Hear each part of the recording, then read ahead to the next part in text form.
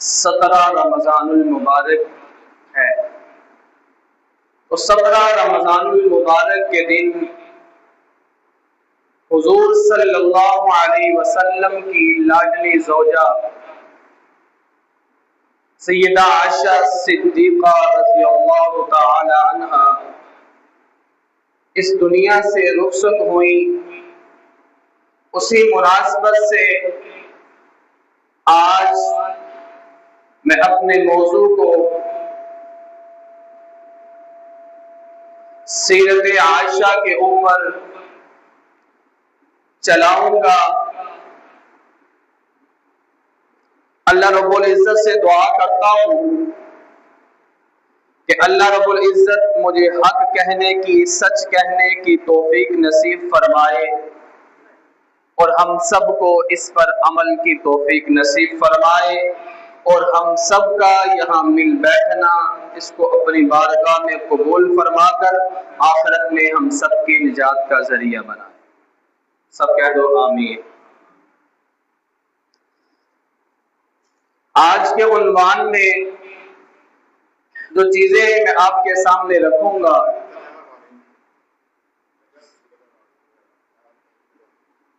ان میں سے سب سے پہلا امی عائشہ صدیقہ رضی اللہ تعالی عنہا کا مختصر تعارف،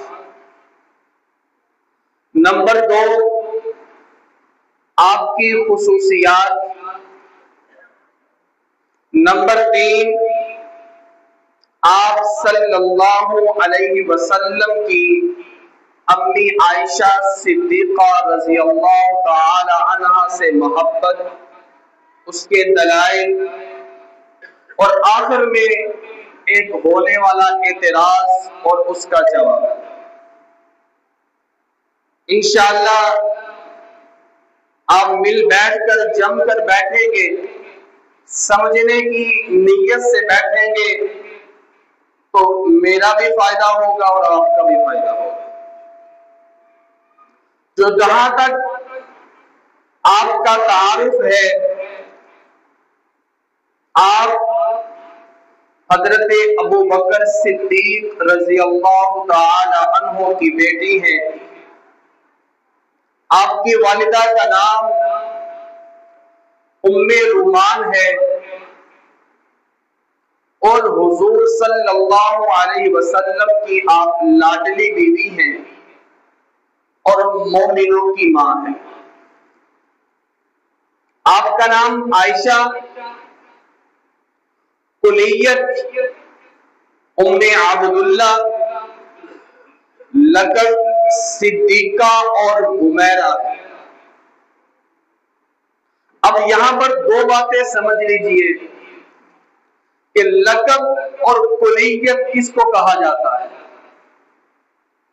لقب وہ ہوتا ہے جو کسی کی خوبی پر، کسی کی بہادری پر، کسی خاص موقع کی وجہ سے جو نام دیا جاتا ہے اس کو لقب کہا جاتا ہے۔ جیسے حضرت ابو بکر، لقب صدیق۔ حضرت ابو بکر نے معراج کی تصدیق کی، اللہ نے لقب صدیق اکبر دیا۔ فاروق اعظم عمر بن خطاب نام، لقب فاروق۔ حضرت خالد بن ولید لقب سیف اللہ اور نام محمد الرسول اللہ، لقب صادق اور امین۔ اب کنیت کس کو کہا جاتا ہے؟ کنیت وہ ہوتی ہے جو اولاد کی طرف نسبت کرتے ہوئے رکھا جائے۔ جیسے اما عائشہ کی کنیت یہ ام عبداللہ تھی، اگرچہ آپ کی کوئی حقیقی اولاد نہیں تھی، لیکن ایک موقع پر آپ صلی اللہ علیہ وسلم کے کہنے پر آپ نے اپنے بھانجے حضرت عبداللہ کی طرف نسبت کرتے ہوئے اپنی کنیت عبداللہ رکھ لی۔ اتنی بات سمجھ آ گئی۔ اب آگے چلتے ہیں۔ اماں کا نکاح ہوا حضور صلی اللہ علیہ وسلم سے 7 سال کی عمر میں، رخصتی ہوئی 9 سال کی عمر میں، اور جب حضور کا انتقال ہوا تو اس وقت آپ کی عمر 18 سال تھی۔ کل عمر آپ نے 66 برس پائی، اور حضور کے انتقال کے بعد 46 برس زندہ رہی اور دین کی خدمت کرتی رہی۔ بالآخر 17 رمضان المبارک کو آپ اس دنیا سے رخصت ہوئی۔ حضرت ابو ہریرہ رضی اللہ تعالی عنہ نے آپ کا جنازہ پڑھایا اور جنت البقیع میں تدفین ہوئی۔ یہ تھا اماں کا مختصر تعارف۔ اب آپ کی جو خصوصیات ہیں وہ بہت ساری ہیں۔ اللہ رب العزت نے قرآن کریم کے اندر باقی ازواج کی شان کو، عظمت کو، بلندی کو، رفعت کو جہاں بیان کیا ہے، اسی میں اماں عائشہ کا بھی حصہ ہے۔ قرآن کا ایک حصہ وہ ہے جس میں تمام ازواج مطہرات کی شان و عظمت کو بیان کیا گیا ہے، لیکن قرآن کا ایک حصہ وہ ہے جس میں صرف اور صرف اماں عائشہ کی پاک دامنی کو بیان کیا گیا۔ اماں عائشہ اپنی خصوصیات بیان کرتے ہوئے فرماتی ہیں کہ میری خصوصیات میں سے میری ایک خصوصیت یہ بھی ہے کہ ابھی میرا نکاح نہیں ہوا تھا، اللہ نے پہلے ہی جبرائیل علیہ السلام کو بھیجا، کپڑا ریشم کا، اس میں میری تصویر حضور صلی اللہ علیہ وسلم کے پاس بھیجی گئی کہ جا کر میرے نبی کو دکھا دو کہ اس عورت کو دیکھ لیجئے، اس تصویر کو دیکھ لیجئے، فی الدنیا والآخرہ، یہ آپ کی دنیا اور آخرت میں زوجہ ہوگی۔ یہ اماں عائشہ کی خصوصیات میں سے ہے۔ ابھی نکاح نہیں ہوا، نکاح سے پہلے ہی حضور صلی اللہ علیہ وسلم کے پاس تصویر لائی جاتی ہے، جاء بصورتها من خضراء، ریشم کے لال کپڑے کے اندر اماں عائشہ کی تصویر لا کر حضور کو دکھا دی جاتی ہے کہ یہ آپ کی زوجہ ہوں گی دنیا اور آخرت میں۔ اماں عائشہ صدیقہ کہتی ہے کہ یہاں پر میں اپنی خصوصیات کو کچھ یوں بیان کرنا چاہتی ہوں۔ اماں کی ایک خصوصیت یہ ہے کہ نکاح سے پہلے رب نے آپ کی تصویر آپ صلی اللہ علیہ وسلم کو دکھا دی۔ اماں اپنی خصوصیات کو بیان کرتے ہوئے یہ بھی فرماتی ہیں کہ حضور کی جتنی بھی بیویاں تھی، کچھ مطلقہ تھی، کچھ بیوہ تھی، یہ خصوصیت اللہ نے مجھے عطا کی ہے کہ میں کنواری حضور صلی اللہ علیہ وسلم کے عقد میں آئی ہوں۔ جہاں تک اماں کی خصوصیات کی بیان کرتا جاتا ہوں، خصوصیات میں سے ایک خصوصیت اماں کی یہ بھی ہے جس کو اماں عائشہ صدیقہ خود بیان کرتی ہے کہ حضور صلی اللہ علیہ وسلم کا جب انتقال ہوا تو آپ کا سر مبارک میرے سینے اور گردن کے درمیان تھا۔ گویا حضور صلی اللہ علیہ وسلم اس دنیا سے رخصت ہوئے تو اماں کے حجرے میں تھے، آپ اس دنیا سے گئے تو آپ کا سر مبارک اماں کی گود میں تھا۔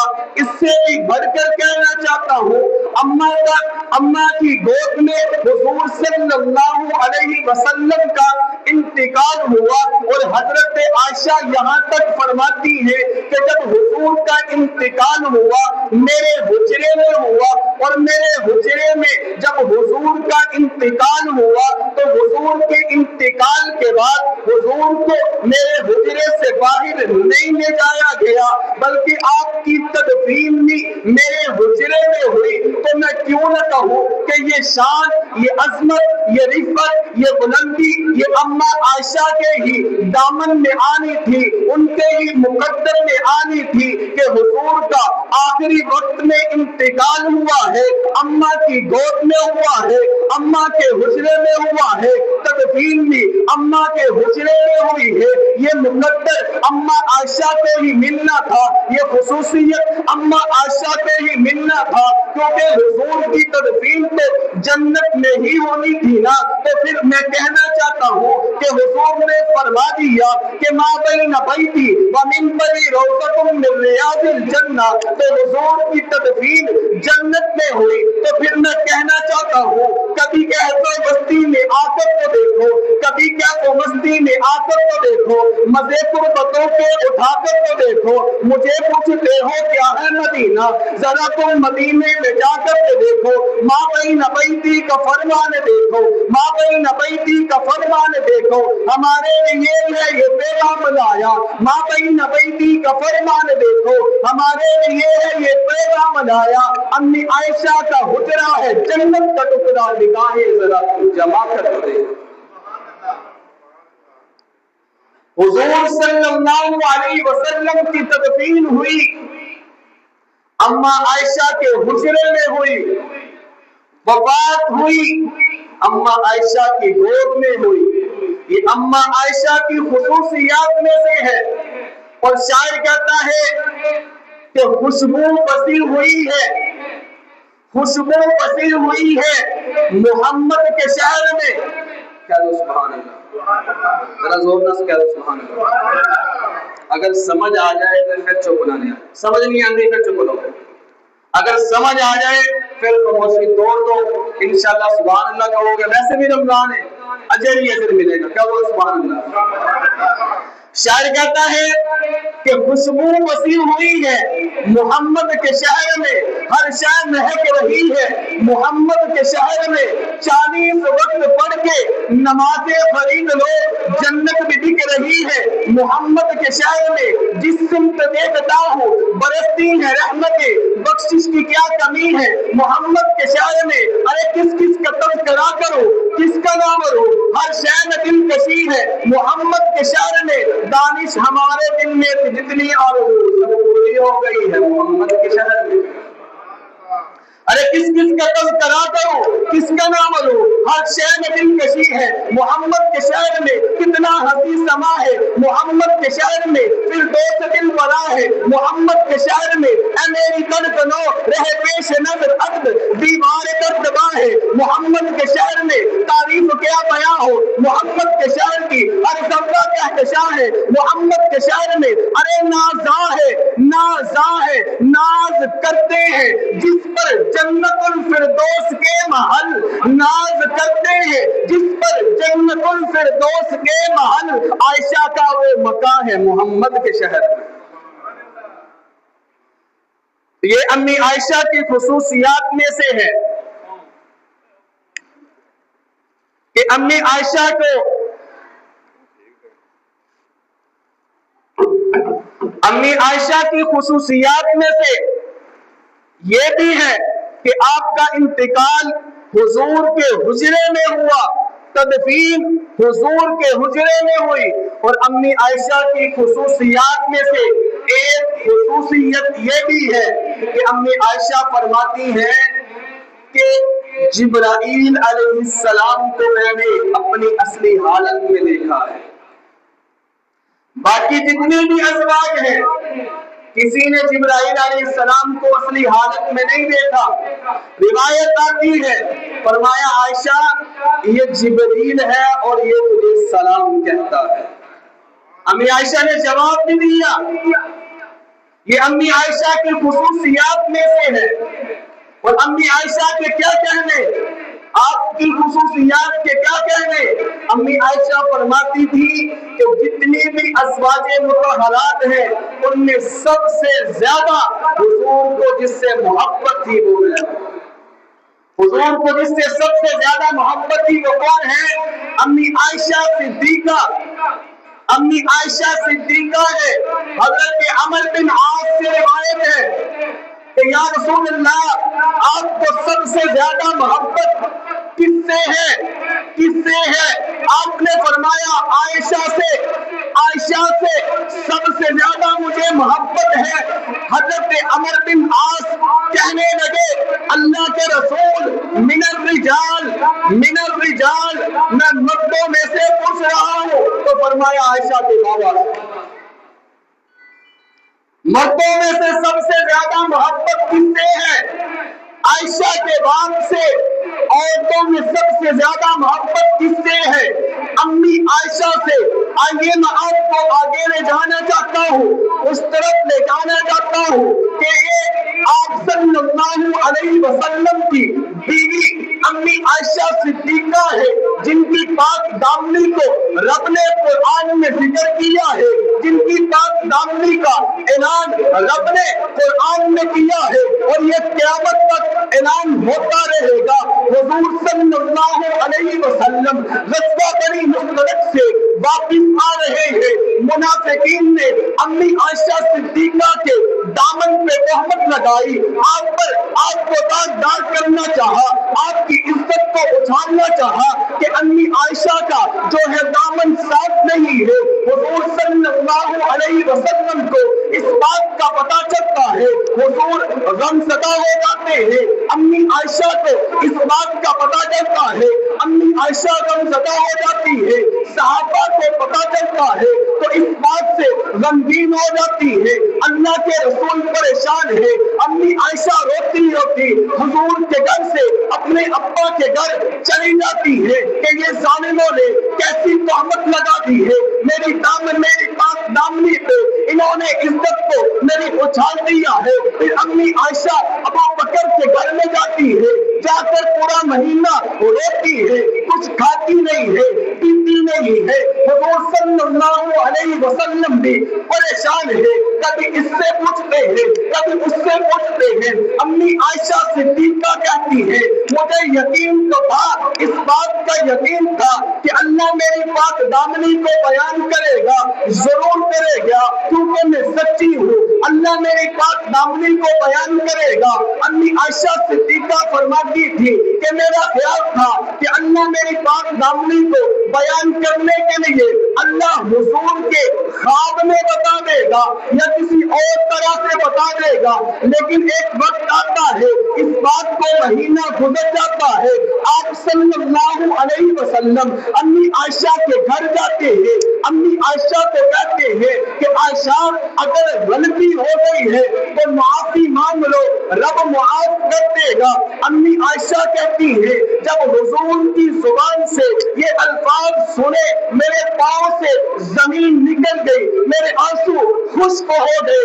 میں نے کہا میرا حال تو یوسف کے بعد جیسا ہے. میں اس غم میں یوسف علیہ السلام کے بعد حضرت یعقوب علیہ السلام کا نام لینا بھی بھول گئی. امی عائشہ کہتی ہے میرے آنسو خشک ہوئے, میں پریشان ہوئی. پھر اسی اثنا میں وحی کے آثار نمایاں ہوئے, وحی اتری. اب وحی کے آثار کیا ہوتے تھے؟ اگر سردی ہوتی تو حضور کی پیشانی کے اوپر پسینہ آنے لگ جاتا. وحی کے آثار کیا ہوتے؟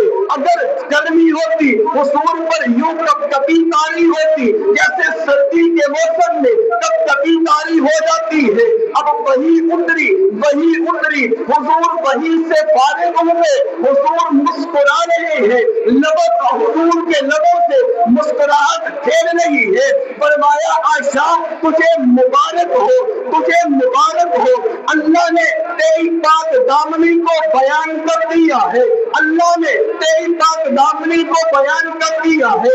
ارے تہمتیں تو اس سے پہلے بھی لگتی رہی، حضرت یوسف علیہ السلام کے اوپر تہمت لگی، رب نے خود اعلان نہیں کیا، رب نے قرآن نہیں بھیجا، کسی کتاب کے اندر اعلان نہیں کروایا، بچے کو تیار کیا کہ یوسف علیہ السلام کی تم پاک دامنی کو بیان کرو۔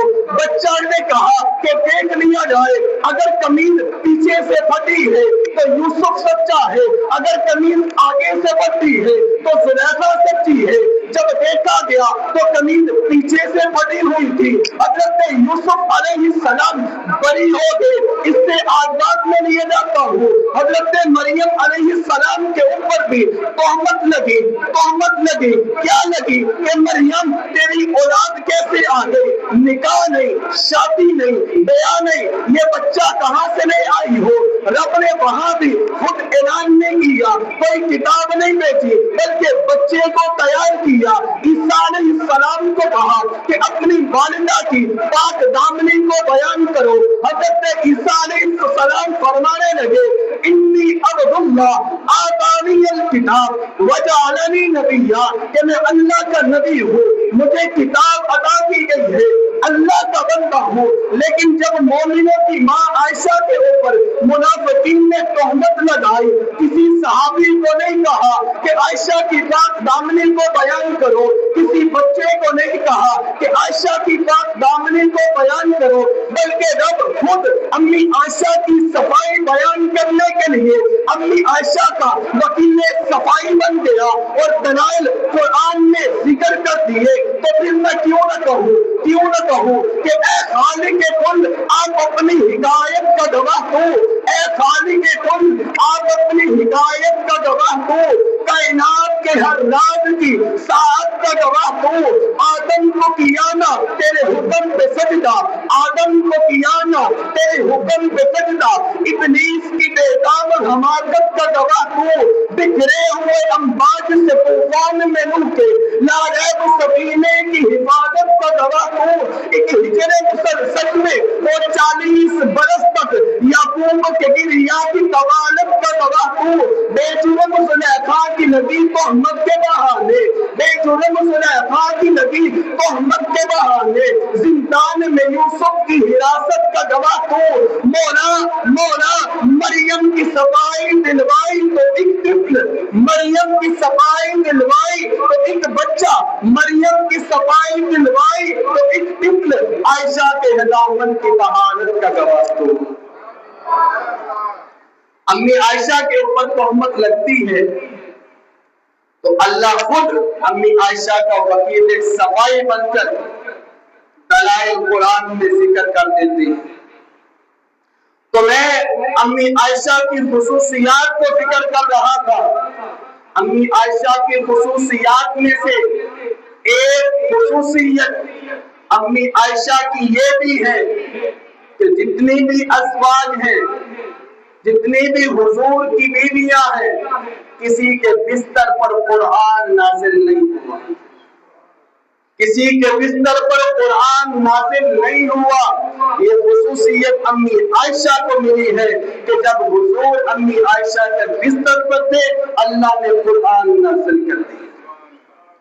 اور اس کی حکمت علماء کرام کیا لکھتے ہیں کہ باقی ازواج کی بستر پر ان کے حجروں میں حضور جاتے ہیں، کسی کے بستر پر قرآن نازل نہیں ہوا۔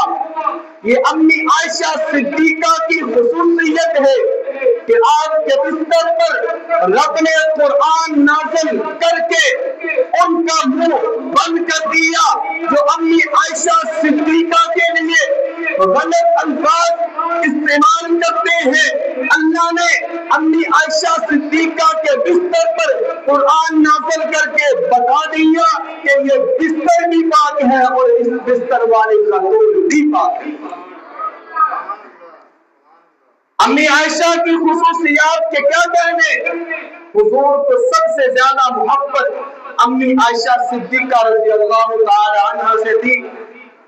حضور نے ایک موقع پر اپنے بیٹی فاطمہ کو بتایا کہ فاطمہ یہ عائشہ ہے، یہ عائشہ ہے، اور خدا کی قسم میں اس سے محبت کرتا ہوں، تو بھی اس سے محبت کیا۔ حضور کی محبت کے کیا کہنے؟ امی عائشہ صدیقہ ایک دفعہ ہڈی سے گوشت کھا رہی تھی۔ حضور صلی اللہ علیہ وسلم نے دیکھ لیا، اما عائشہ سے وہ بھی ہڈی والا گوشت لیا، اور جہاں سے اما کھا رہی تھی وہاں سے حضور صلی اللہ علیہ وسلم نے توقع نامہ فرمایا۔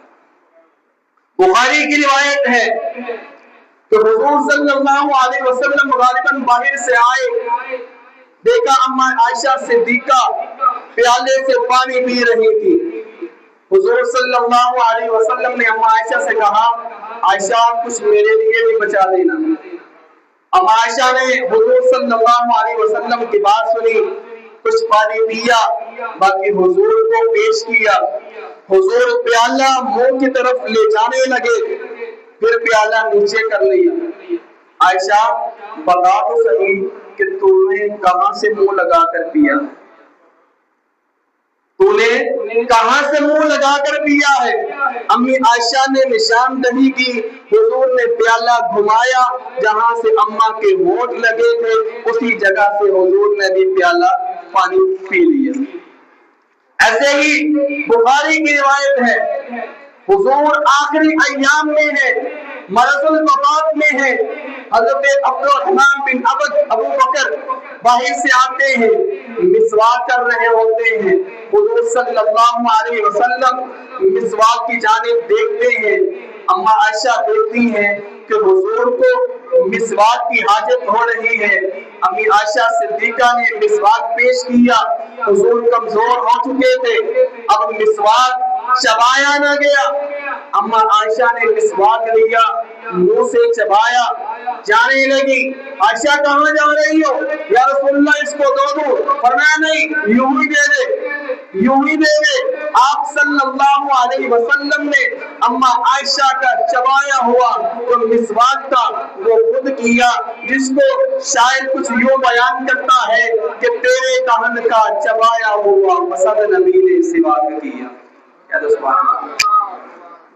تیرے دہن کا چبایا ہوا پسند نبی نے سواک کیا، لگے جو پیالے پہ ہونٹ تیرے اسی جگہ سے نبی نے دیا۔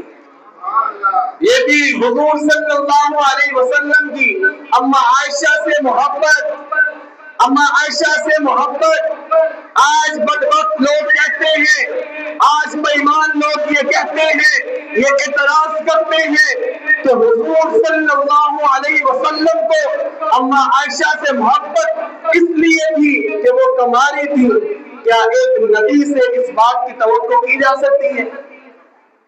اما عائشہ سے حضور صلی اللہ علیہ وسلم کی جو محبت تھی وہ اس وجہ سے نہیں تھی کہ اما عائشہ کنواری تھی، بلکہ اس وجہ سے تھی کہ اما عائشہ کا علم باقی ازواج مطہرات سے سب سے زیادہ تھا۔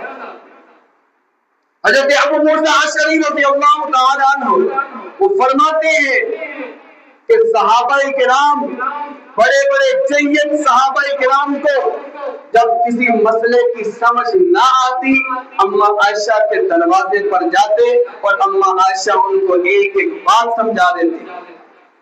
امام زہری فرماتے ہیں کہ اگر سارے صحابہ کا علم جمع کر لیا جائے، ساری ازواج کا علم جمع کر لیا جائے، تب بھی اما عائشہ صدیقہ کا علم ان سب سے بڑھ جاتا ہے۔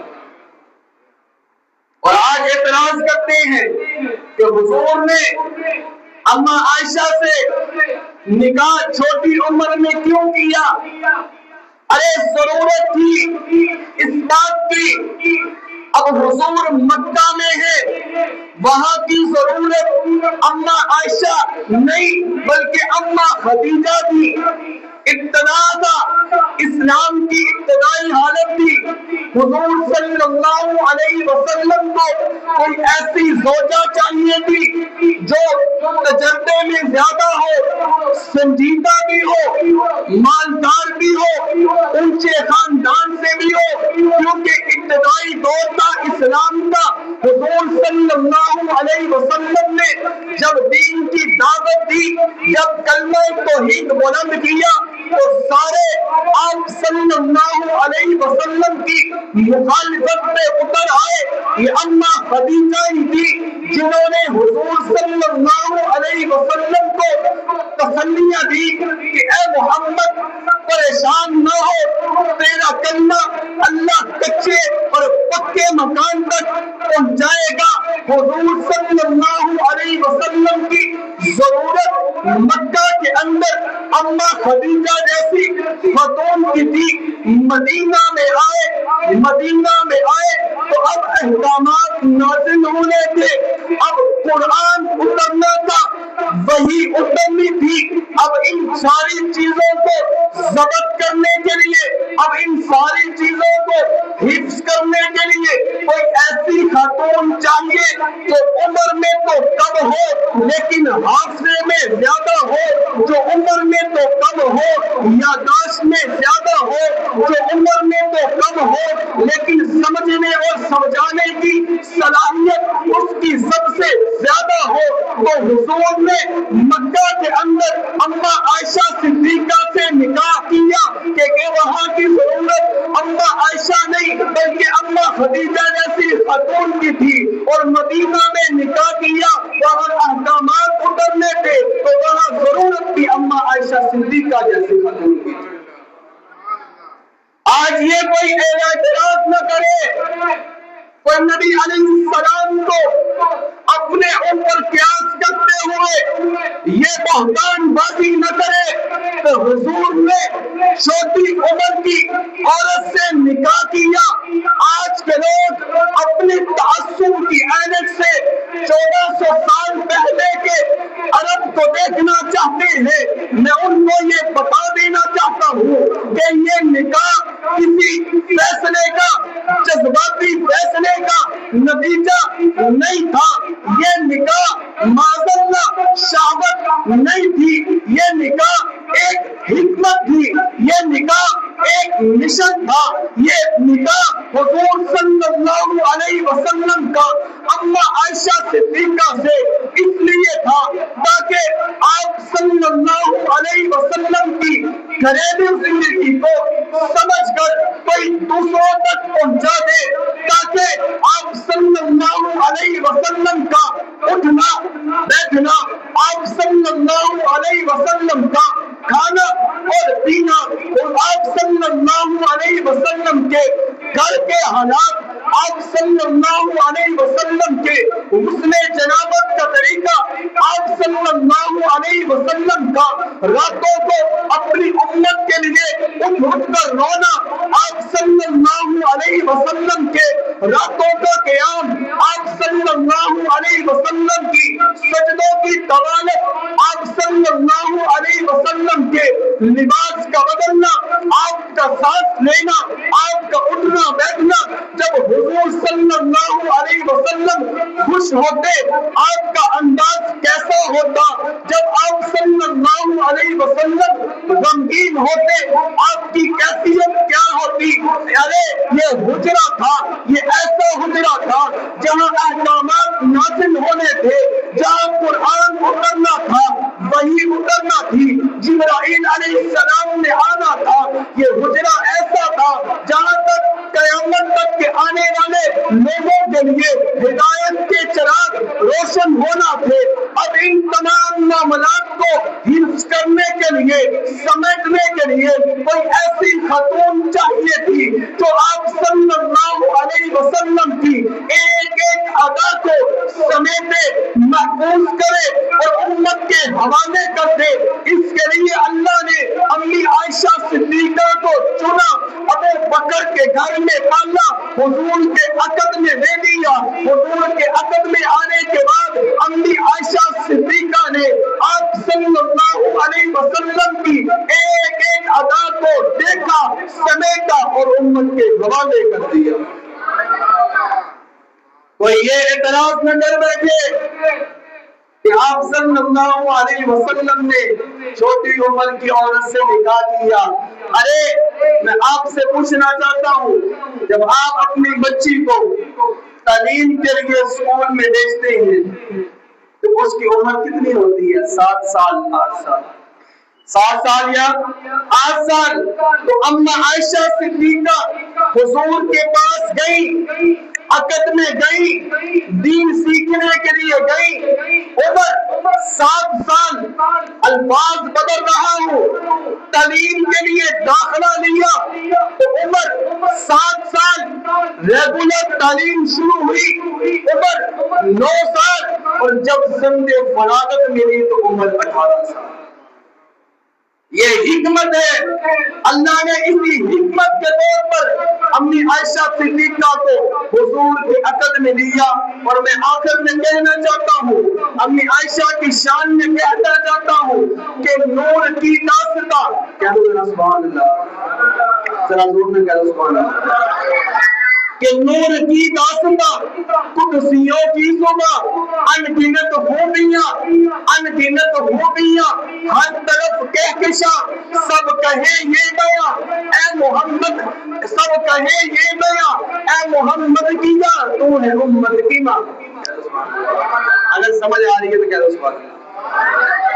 نور کی داستان، قدسیوں کی صبح، نور کی داستان، قدسیوں کی صبح، انگنت خوبیاں، ہر طرف کہکشاں، سب کہیں یہ بیاں اے محمد کی جان، تو ہے امت کی ماں، تو تیری پاکیزہ چادر مشک عنبر سے زیادہ ہے، مشک عنبر سے پاکیزہ ہے چادر تیری، اور آنکھ بھی ہے نور سے منور تیری، اور سانسیں معطر تیری، عظمت فرشتوں سے بڑھ کر تیری، اللہ تو بھی سچی ہے، بیٹے بھی ہیں سچے تیرے، رب نے ایسے کیے ہیں اونچے رتبے تیرے، رب نے ایسے کیے ہیں اونچے رتبے تیرے، کر دیا محمد حوالے تیرے، اماں تیرے ہاتھوں سے علم لٹایا گیا، تیرے ہاتھوں سے علم لٹایا گیا، تیری چوکھٹ پہ جبریل لایا گیا،